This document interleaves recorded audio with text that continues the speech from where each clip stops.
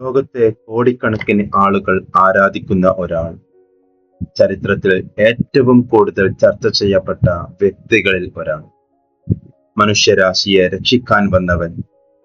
ഒരു മതത്തിൽ അവൻ ദൈവപുത്രൻ, മറ്റൊരു മതത്തിൽ മഹാനായ പ്രവാചകൻ. ദൈവത്തിന്റെ സന്ദേശം ഭൂമിയിൽ എത്തിച്ചവൻ. ഒരേ വ്യക്തി, ഒരേ പേര്, പക്ഷെ രണ്ട് വ്യത്യസ്ത വിശ്വാസങ്ങൾ. പറഞ്ഞു വരുന്നത് യേശുവിനെ അഥവാ ഈസാ നബിയെ കുറിച്ചാണ്. ലോകത്തെ മഹത്തായ രണ്ടു മതങ്ങൾ, അബ്രഹാമിക് വിശ്വാസധാരകൾ. ക്രിസ്ത്യാനിറ്റിയിലും ഇസ്ലാമിലും ഒരുപോലെ ആദരിക്കപ്പെടുന്ന, സ്നേഹിക്കപ്പെടുന്ന ഒരു വ്യക്തിത്വമാണ് യേശു ക്രിസ്തു അഥവാ ഈസാ നബി. ക്രിസ്ത്യാനികൾക്ക് അദ്ദേഹം ദൈവപുത്രനും രക്ഷകനുമാണെങ്കിൽ, മുസ്ലിംകൾക്ക് അദ്ദേഹം ദൈവത്തിന്റെ ഏറ്റവും വലിയ പ്രവാചകന്മാരിൽ ഒരാളാണ്. യേശുവിനെ അവിശ്വസിക്കുന്ന ഒരാൾക്കും മുസ്ലിമാവാൻ പറ്റില്ലെന്ന് ഇസ്ലാം പഠിപ്പിക്കുന്നു. ഇന്നത്തെ വീഡിയോയിൽ യേശുവിനെ കുറിച്ച് ഈ രണ്ട് മതങ്ങളും എന്തു പഠിപ്പിക്കുന്നു എന്നും അവർ തമ്മിലുള്ള സാമ്യങ്ങളും വ്യത്യാസങ്ങളും എന്താണെന്നും നമുക്ക് നോക്കാം. യേശുവിന്റെ ജനനത്തെക്കുറിച്ച് പറയുമ്പോൾ ലോക ചരിത്രത്തിലെ തന്നെ ഏറ്റവും വലിയ അത്ഭുതമായാണ് ക്രിസ്തുമതവും ഇസ്ലാം മതവും യേശുവിന്റെ ജനനത്തെ നോക്കിക്കാണുന്നത്. ഒരു പുരുഷന്റെ സാമീപ്യമില്ലാതെ കന്യകയായ മറിയത്തിൽ നിന്ന് യേശു ജനിച്ചു എന്ന കാര്യത്തിൽ ഈ രണ്ട് മതവിശ്വാസികളും പൂർണ്ണമായും യോജിക്കുന്നു. ആദ്യം നമുക്ക് മറിയത്തെക്കുറിച്ച് സംസാരിക്കാം. ക്രിസ്തുമതത്തിൽ പരിശുദ്ധ മറിയം ദൈവമാതാവായും വിശ്വാസികളുടെ വലിയ അഭയമായും വണങ്ങപ്പെടുന്നു. എന്നാൽ ഇസ്ലാമിലും മറിയത്തിന് അതീവ പ്രാധാന്യമാണ് നൽകിയിരിക്കുന്നത്.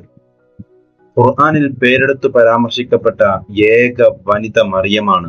മാത്രമല്ല, ഖുർആനിലെ 19-ാമത്തെ അധ്യായത്തിന് സൂറത്തു മറിയം എന്നാണ് പേര് നൽകിയിരിക്കുന്നത്. ലോകത്തിലെ മുഴുവൻ സ്ത്രീകളിലും വെച്ച് അള്ളാഹു തിരഞ്ഞെടുത്ത ഏറ്റവും ഉത്തമയായ വനിതയായാണ് ഇസ്ലാം മറിയത്തെ പരിചയപ്പെടുത്തുന്നത്. ഇനി ആ ജനനത്തെക്കുറിച്ച് ബൈബിളും ഖുർആനും പറയുന്നത് എന്താണെന്ന് നോക്കാം. ബൈബിളിലെ ലൂക്കോസിന്റെ സുവിശേഷത്തിൽ ഗബ്രിയേൽ ദൂതൻ മറിയത്തിന് പ്രത്യക്ഷപ്പെട്ട്, നീ ഗർഭം ധരിച്ചു ഒരു മകനെ പ്രസവിക്കും, അവന് യേശു എന്ന് പേരിടണം എന്ന് പറയുന്നത് നമുക്ക് കാണാം. മറിയം അത്ഭുതത്തോടെ ഇതെങ്ങനെ സംഭവിക്കും എന്ന് ചോദിക്കുമ്പോൾ, പരിശുദ്ധാത്മാവ് നിന്റെ മേൽ വരും, അത്യുന്നതന്റെ ശക്തി നിന്റെ മേൽ നിഴലിടും എന്നാണ് ദൂതൻ മറുപടി നൽകുന്നത്. ഏതാണ്ട് സമാനമായ രീതിയിൽ തന്നെയാണ് ഖുർആനും ഈ സംഭവം വിവരിക്കുന്നത്. ജിബ്രീൽ എന്ന മാലാഖ മനുഷ്യരൂപത്തിൽ മറിയത്തിന് മുന്നിൽ പ്രത്യക്ഷപ്പെട്ട് തനിക്കൊരു പരിശുദ്ധനായ ആൺകുട്ടി ജനിക്കുമെന്ന വാർത്ത അറിയിക്കുന്നു. എനിക്കൊരു പുരുഷനും സ്പർശിക്കാതെ ഇത് എങ്ങനെ സംഭവിക്കും എന്ന് മറിയം ചോദിക്കുമ്പോൾ, അപ്രകാരം തന്നെ സംഭവിക്കും, അത് അള്ളാഹുവിന് എളുപ്പമുള്ള കാര്യമാണ് എന്നാണ് ഖുർആൻ മറുപടി നൽകുന്നത്. ക്രിസ്തുമതം ഈ ജനനത്തെ യേശുവിന്റെ ദൈവീകതയുടെ തെളിവായി കാണുമ്പോൾ, ഇസ്ലാം ഇതിനെ അള്ളാഹുവിന്റെ അപാരമായ സൃഷ്ടി വൈഭവത്തിന്റെ അടയാളമായാണ് കാണുന്നത്. അതായത്, ആദം നബിയെ മാതാവോ പിതാവോ ഇല്ലാതെ സൃഷ്ടിച്ച ദൈവത്തിന് യേശുവിനെ പിതാവില്ലാതെ സൃഷ്ടിക്കാനും കഴിയുമെന്നാണ് ഇസ്ലാമിക വീക്ഷണം. ചുരുക്കത്തിൽ, തന്റെ ജനനം മുതൽ തന്നെ ഒരു അത്ഭുത പുരുഷനായാണ് യേശുവിനെ ലോകം പരിചയപ്പെടുന്നത്. യേശുവിന്റെ ജീവിതം അത്ഭുതങ്ങളാൽ നിറഞ്ഞതായിരുന്നു എന്ന കാര്യത്തിൽ ക്രിസ്ത്യാനികൾക്കും മുസ്ലിങ്ങൾക്കും ഇടയിൽ തർക്കമില്ല. ബൈബിളും ഖുർആനും ഒരുപോലെ യേശുവിനെ ഒരു വലിയ അത്ഭുത പ്രവർത്തകനായിട്ടാണ് അവതരിപ്പിക്കുന്നത്. എന്നാൽ ഈ അത്ഭുതങ്ങൾ രണ്ട് മതങ്ങളും നോക്കിക്കാണുന്ന രീതിയിൽ ചെറിയ വ്യത്യാസങ്ങൾ കാണാം. ആദ്യം നമുക്ക് ആ അത്ഭുതങ്ങൾ എന്തൊക്കെയാണെന്ന് നോക്കാം. ജന്മനാ കാഴ്ചയില്ലാത്തവർക്ക് കാഴ്ച നൽകുക, മാരകമായ കുഷ്ഠരോഗികളെ സുഖപ്പെടുത്തുക, മരിച്ചവർക്ക് ജീവൻ നൽകുക എന്നിവയെല്ലാം യേശു ചെയ്തിരുന്നതായി രണ്ട് മതഗ്രന്ഥങ്ങളും സാക്ഷ്യപ്പെടുത്തുന്നു. വിശക്കുന്ന ആയിരക്കണക്കിന് ആളുകൾക്ക് ആകാശം നൽകിയ ഭക്ഷണത്തെക്കുറിച്ച് ബൈബിളിലും ഖുർആനിലും പരാമർശമുണ്ട്. എന്നാൽ ഖുർആൻ ബൈബിളിൽ ഇല്ലാത്ത ചില അത്ഭുതങ്ങൾ കൂടി യേശുവിനെ കുറിച്ച് പറയുന്നുണ്ട്. അതിലൊന്നാണ് അദ്ദേഹം തൊട്ടിലിൽ കിടന്നുകൊണ്ട് സംസാരിച്ചു എന്നത്. ശൈശവത്തിൽ തന്നെ താൻ ദൈവത്തിന്റെ ദാസനാണെന്നും പ്രവാചകനാണെന്നും അദ്ദേഹം ജനങ്ങളെ ബോധ്യപ്പെടുത്തിയെന്ന് ഖുർആൻ പറയുന്നു. അതുപോലെ മണ്ണുകൊണ്ട് പക്ഷിയുടെ രൂപമുണ്ടാക്കി അതിൽ ഊതുകയും അതിന് ജീവൻ ലഭിക്കുകയും ചെയ്ത അത്ഭുതവും ഖുർആനിലുണ്ട്. ഇവിടെയാണ് പ്രധാനപ്പെട്ട ഒരു വ്യത്യാസം വരുന്നത്. ക്രിസ്തുമത വിശ്വാസം അനുസരിച്ച് യേശു ഈ അത്ഭുതങ്ങൾ പ്രവർത്തിച്ചത് അദ്ദേഹത്തിന്റെ സ്വന്തം അധികാരത്തിലൂടെയും ദൈവപുത്രൻ എന്ന നിലയിലുള്ള കഴിവിലുമാണ്. ഇത് അദ്ദേഹം ദൈവമാണെന്നതിന്റെ തെളിവായി ക്രിസ്ത്യാനികൾ കാണുന്നു. എന്നാൽ ഇസ്ലാമിൽ ഇതിനെ മോജിസത്ത് എന്നാണ് വിളിക്കുന്നത്. അതായത് യേശു ഈ അത്ഭുതങ്ങൾ പ്രവർത്തിച്ചത് അദ്ദേഹത്തിന്റെ സ്വന്തം കഴിവ് കൊണ്ടല്ല, മറിച്ച് ദൈവത്തിന്റെ അനുമതിയോടെ മാത്രമാണ്. താൻ അയക്കപ്പെട്ടത് ദൈവത്തിൽ നിന്നാണെന്ന് ജനങ്ങളെ ബോധ്യപ്പെടുത്താൻ ദൈവം അദ്ദേഹത്തിന് നൽകിയ അടയാളങ്ങളായിരുന്നു ഈ അത്ഭുതങ്ങൾ. ചുരുക്കത്തിൽ അദ്ദേഹം പ്രവർത്തിച്ച അത്ഭുതങ്ങളുടെ കാര്യത്തിൽ രണ്ട് മതങ്ങളും യോജിക്കുമ്പോഴും ആ അത്ഭുതങ്ങളുടെ ഉറവിടം എവിടെയാണ് എന്ന കാര്യത്തിലാണ് രണ്ട് മതങ്ങളും വ്യത്യസ്തമായ വീക്ഷണം പുലർത്തുന്നത്. യേശുവിന്റെ ജീവിതത്തെക്കുറിച്ചുള്ള ചർച്ചയിൽ ഏറ്റവും കൂടുതൽ വ്യത്യാസങ്ങൾ പ്രകടമാകുന്നത് അദ്ദേഹത്തിന്റെ അവസാന നാളുകളെക്കുറിച്ചും ക്രൂശീകരണത്തെക്കുറിച്ചും സംസാരിക്കുമ്പോഴാണ്. ഇവിടെ രണ്ട് മതങ്ങളും തികച്ചും വ്യത്യസ്തമായ രണ്ട് വീക്ഷണങ്ങളാണ് മുന്നോട്ട് വെക്കുന്നത്. ആദ്യം നമുക്ക് ക്രിസ്തീയ വീക്ഷണം നോക്കാം. ക്രിസ്തുമതത്തിന്റെ അടിസ്ഥാന വിശ്വാസം തന്നെ യേശുവിന്റെ ക്രൂശീകരണവും ഉയർത്തെഴുന്നേൽപ്പുമാണ്.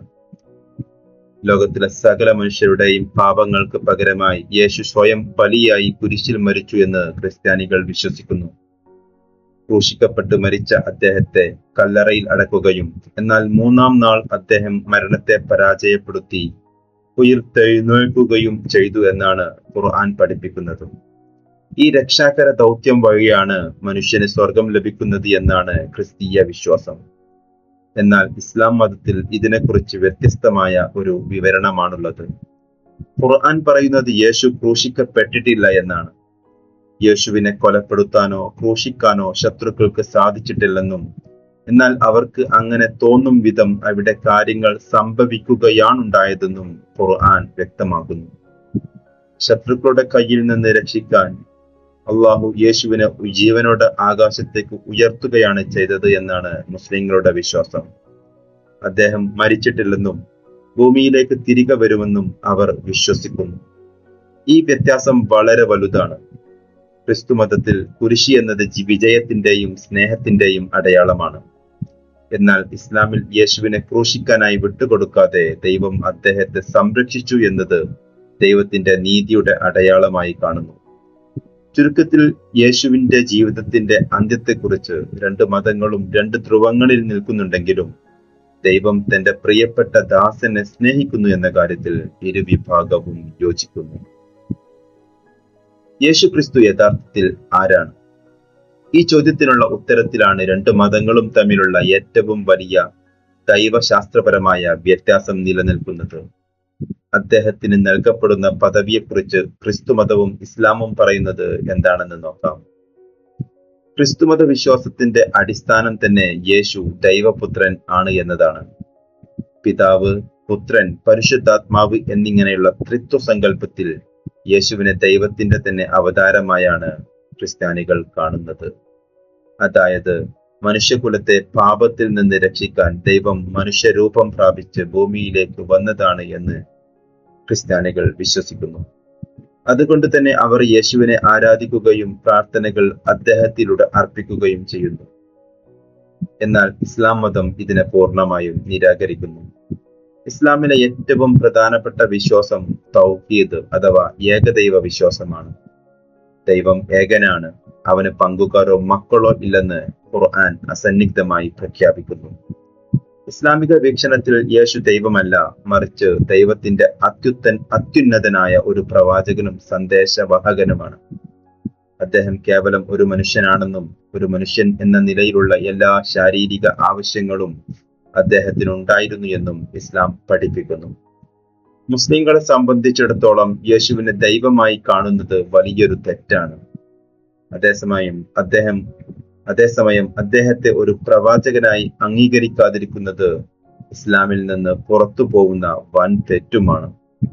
അതായത് മുഹമ്മദ് നബിയെ വിശ്വസിക്കുന്നത് പോലെ തന്നെ പ്രധാനമാണ് ഒരു മുസ്ലിമിനെ ഈസാ നബി അഥവാ യേശുവിനെ വിശ്വസിക്കുക എന്നതും. ലളിതമായി പറഞ്ഞാൽ ക്രിസ്ത്യാനികൾ അദ്ദേഹത്തെ ആരാധ്യനായ ദൈവമായി കാണുമ്പോൾ മുസ്ലിങ്ങൾ അദ്ദേഹത്തെ ദൈവത്തിന്റെ വിശ്വസ്തനായ ദാസനായി കാണുന്നു. പദവികളിൽ ഇത്ര വലിയ വ്യത്യാസമുണ്ടെങ്കിലും രണ്ട് മതങ്ങളും അദ്ദേഹത്തിന് നൽകുന്ന ആദരവ് സമാനതകളില്ലാത്തതാണ്. ഇത്രയധികം വ്യത്യാസങ്ങൾക്കിടയിലും രണ്ടു മതങ്ങളെയും ഒരുപോലെ ബന്ധിപ്പിക്കുന്ന, അവർ രണ്ടു കൂട്ടരും ഒരുപോലെ കാത്തിരിക്കുന്ന ഒരു കാര്യമുണ്ട്: യേശു ക്രിസ്തുവിന്റെ മടങ്ങിവരവ്. ലോകാവസാനത്തിന് മുമ്പ് യേശു ഈ ഭൂമിയിലേക്ക് വീണ്ടും വരുമെന്ന് ഇരുമതങ്ങളും വിശ്വസിക്കുന്നു. ക്രിസ്തീയ വിശ്വാസമനുസരിച്ച് യേശുവിന്റെ രണ്ടാം വരവ് മഹത്വത്തോടും അധികാരത്തോടും കൂടിയായിരിക്കും. ജീവിക്കുന്നവരെയും മരിച്ചവരെയും ന്യായവിധി നടത്താനും തന്റെ വിശ്വാസികളെ ചേർത്ത് പിടിക്കാനും തിന്മയുടെ ശക്തികളെ എന്നേക്കുമായി പരാജയപ്പെടുത്തി ദൈവരാജ്യം സ്ഥാപിക്കാനുമാണ് അദ്ദേഹം വരുന്നത്. ക്രിസ്ത്യാനികൾക്ക് ഇത് വലിയൊരു പ്രത്യാശയുടെയും വിജയത്തിന്റെയും നിമിഷമാണ്. ഏതാണ്ട് സമാനമായ ഒരു ചിത്രം തന്നെയാണ് ഇസ്ലാമും നൽകുന്നത്.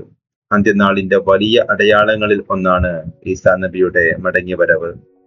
ആകാശത്ത് നിന്ന് രണ്ട് മലക്കുകളുടെ തോളിൽ കൈവച്ച് അദ്ദേഹം ഭൂമിയിലേക്ക് ഇറങ്ങി വരുമെന്ന് ഇസ്ലാമിക പ്രമാണങ്ങൾ പറയുന്നു.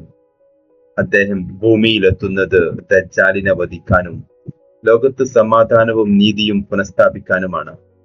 അദ്ദേഹം ലോകത്ത് സത്യവിശ്വാസം പ്രചരിപ്പിക്കുമെന്നും ഒരു നിശ്ചിത കാലം ഭൂമിയിൽ ഭരണം നടത്തുമെന്നും മുസ്ലിങ്ങൾ വിശ്വസിക്കുന്നു.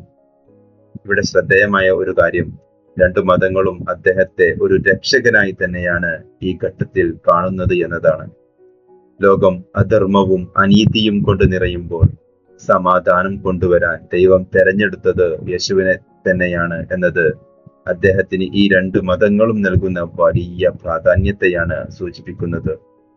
വ്യത്യാസങ്ങൾ എന്തുതന്നെയായാലും യേശുവിന്റെ മടങ്ങിവരവ് ലോകത്തിന് സമാധാനം നൽകുമെന്ന പ്രതീക്ഷയിൽ കോടിക്കണക്കിന് ആളുകൾ ഇന്നും കാത്തിരിക്കുന്നു. നമ്മൾ ഇതുവരെ ചർച്ച ചെയ്ത കാര്യങ്ങളിൽ നിന്ന് ഒരു കാര്യം വ്യക്തമാണ്: യേശു ക്രിസ്തു അഥവാ ഈസാ നബി ലോക ചരിത്രത്തിലെ ഏറ്റവും സ്വാധീനമുള്ള വ്യക്തിത്വങ്ങളിൽ ഒരാളാണ്. ക്രിസ്തു മതത്തിലും ഇസ്ലാം മതത്തിലും അദ്ദേഹത്തിന്റെ സ്ഥാനം വളരെ ഉയരത്തിലാണ്. അദ്ദേഹത്തിന്റെ പദവിയെക്കുറിച്ചോ മരണത്തെക്കുറിച്ചോ ഇരുമതങ്ങൾക്കും വ്യത്യസ്തമായ അഭിപ്രായങ്ങൾ ഉണ്ടാകാം. ഒരു പക്ഷം അദ്ദേഹത്തെ ദൈവപുത്രനായി ആരാധിക്കുമ്പോൾ മറുപക്ഷം അദ്ദേഹത്തെ ദൈവത്തിന്റെ വിശ്വസ്തനായ പ്രവാചകനായി ആദരിക്കുന്നു. എന്നാൽ ഈ വ്യത്യാസങ്ങൾക്കിടയിലും നമ്മെ യോജിപ്പിക്കുന്ന ചില വലിയ മൂല്യങ്ങളുണ്ട്. അത് അദ്ദേഹം പഠിപ്പിച്ച സ്നേഹമാണ്, കാരുണ്യമാണ്, പാവപ്പെട്ടവരോടുള്ള അനുകമ്പയാണ്. പരസ്പരം വിദ്വേഷം പുലർത്തുന്നതിനേക്കാൾ മറ്റുള്ളവരുടെ വിശ്വാസങ്ങളെ ബഹുമാനത്തോടെ മനസ്സിലാക്കാനാണ് നമ്മൾ ശ്രമിക്കേണ്ടത്. യേശുവിനെ കുറിച്ച് ഈ രണ്ടു മതങ്ങളും നൽകുന്ന സന്ദേശം സമാധാനത്തിൻ്റെതാണ്. ആ സമാധാനം ലോകത്തുണ്ടാകട്ടെ എന്ന് നമുക്ക് പ്രത്യാശിക്കാം. ഈ വീഡിയോ നിങ്ങൾക്ക് ഇഷ്ടപ്പെട്ടുവെന്നും യേശുവിനെ കുറിച്ചുള്ള രണ്ട് മതങ്ങളുടെയും വീക്ഷണങ്ങൾ മനസ്സിലാക്കാൻ സഹായിച്ചുവെന്നും കരുതുന്നു. നിങ്ങളുടെ അഭിപ്രായങ്ങളും ചിന്തകളും താഴെ കമന്റ് ബോക്സിൽ രേഖപ്പെടുത്താൻ മറക്കരുത്. ഇതുപോലുള്ള കൂടുതൽ വിജ്ഞാനപ്രദമായ വീഡിയോകൾക്കായി ഈ ചാനൽ സബ്സ്ക്രൈബ് ചെയ്യുക. നന്ദി, നമസ്കാരം.